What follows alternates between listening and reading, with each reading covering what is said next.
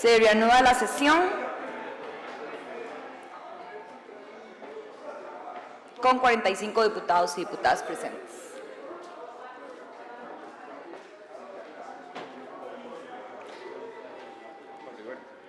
Seguidamente, el diputado Pablo Heriberto Abarca, hasta por 30 minutos. Gracias, diputada presidenta en ejercicio. Siempre es bueno en la discusión de temas tan álgidos y tan importantes como es el presupuesto de la República, recordar detalles, recordar cosas que en el día a día y en la era de las redes sociales, digamos que se olvidan fácilmente.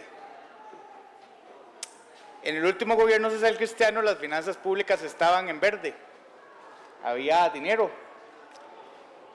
y ciertamente después de que se sale del gobierno, de un gobierno social cristiano, empieza a tener un problema el flujo de caja y los estados financieros del Estado. Y es importante recordar cuáles son esas causas, porque es que si teníamos platica, después ya no.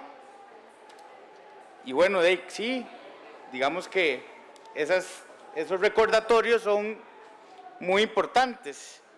En el gobierno de don Óscar Arias Sánchez hubo un crecimiento en remuneraciones total del 72.2%. En intereses y comisiones, ahí se redujo.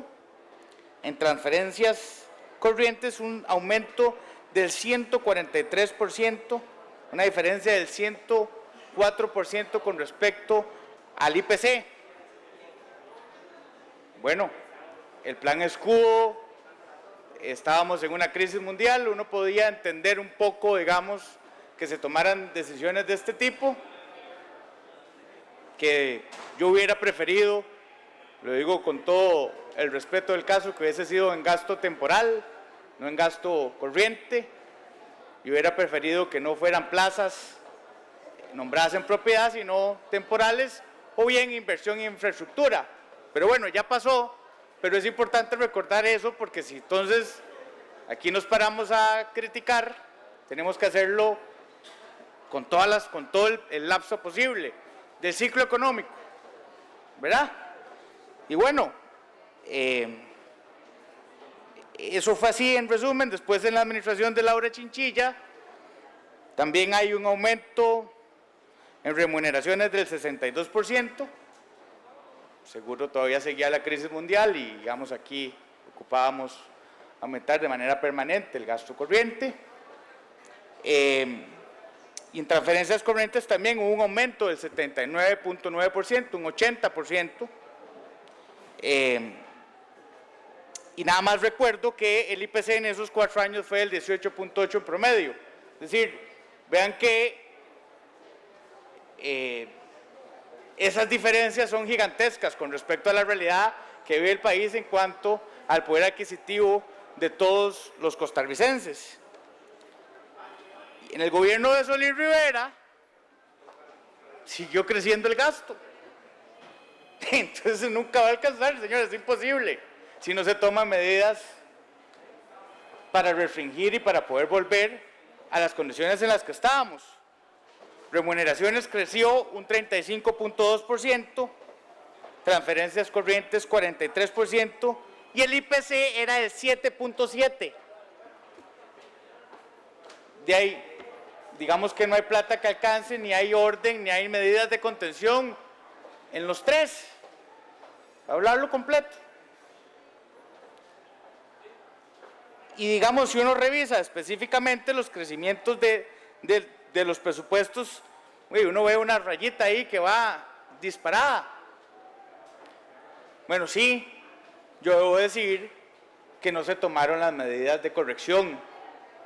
Y esas medidas de corrección implicaban en contextos, digamos, también, y lo digo yo, que en algún momento uno dudó de que don Abel no gastara tanto, pero yo quiero recordar lo que no gastaba, porque quería dar un ejemplo de que era necesario un plan fiscal.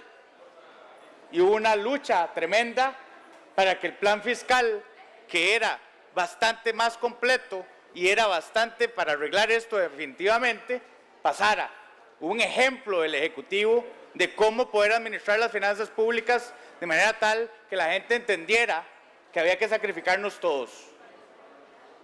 Bueno, el pasado es pasado, pero esto es importante para que en el ejercicio y la responsabilidad que tenemos hoy como legisladores repasemos un poquito.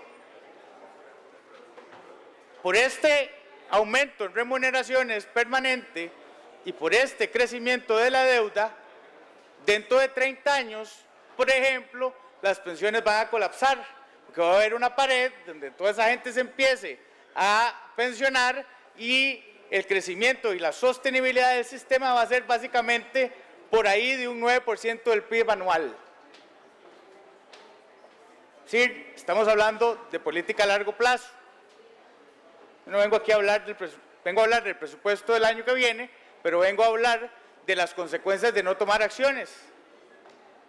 El Congreso anterior hizo un gran avance en el tema de pensiones y, por ejemplo, en el Poder Judicial, el hueco, digamos, o el aporte, para poner un ejemplo específico de lo que tuviera que poner el funcionario para sostener su pensión era del 170% de su salario. Con las correcciones ahora es de la mitad. Bueno, vamos avanzando, pero hay que tomar más decisiones. Y el llamado aquí a la responsabilidad es porque estamos aprobando un presupuesto con un 53% de endeudamiento, que quiero decirles que con el tipo de cambio como está, tampoco sabemos si eso es ahora eso. Creo que es más.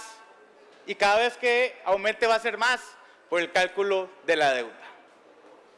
Y quiero también decir que aquí uno no puede venir a reclamar recortes, porque lo que claramente está pasando en el país es que no tomamos decisiones de acortamiento del gasto o de nuevos ingresos en sectores en los que se puede apretar la faja y que no afecte. Pero lo cierto del caso es que con ese comportamiento histórico en esas partidas, claramente es dificilísimo que el presupuesto calce.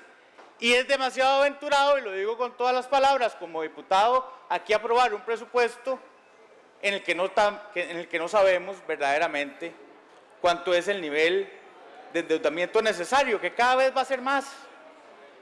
Y cada vez va a estar el agua más arriba, porque las condiciones que se tenían hacia atrás era de tener siempre una opción. Bueno, ya esto lo llevamos a los niveles en los que ya estamos empeñando cosas. Señores, ya estamos empeñando, como bien dijo un compañero, las joyas de la abuela, con condiciones, digamos, extremas. Pero lo que sigue es traer organismos internacionales que ahí no van a pedir un plancillo fiscal como este. Van a pedir reforma estructural del Estado, como pasó anteriormente. Y yo quiero ver ahí entonces cuál es el plan B, con una petición, porque urge la plata, y con una necesidad de una reforma estructural, que eso sí es de verdad, eso sí es un machetazo, que ahí no hay miramientos. Entonces, de verdad que uno en esta responsabilidad, en esta coyuntura, en este contexto en el que se presentan al filo de la navaja a tomar decisiones que han sido pateadas para adelante en muchísimos sectores, no solo en el tema económico, sino también en el tema social, en el tema del transporte público, en el tema de pensiones, en todos los sectores. Hay que tomar decisiones. Evidentemente uno aquí, yo me siento bien incómodo de aprobar un presupuesto que no tiene, sí, esto es, probablemente en enero tengamos que tramitar un presupuesto extraordinario.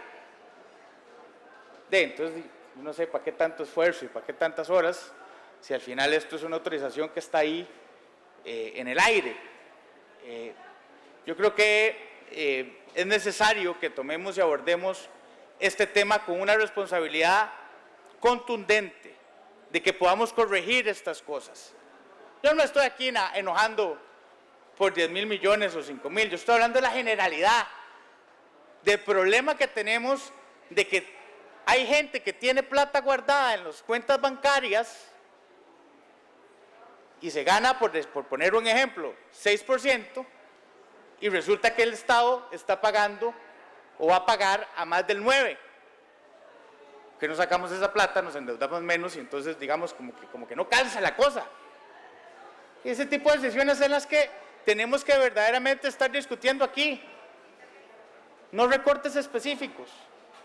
Si hay plata en otros lados, agarrémosla y paguemos y bajemos la deuda.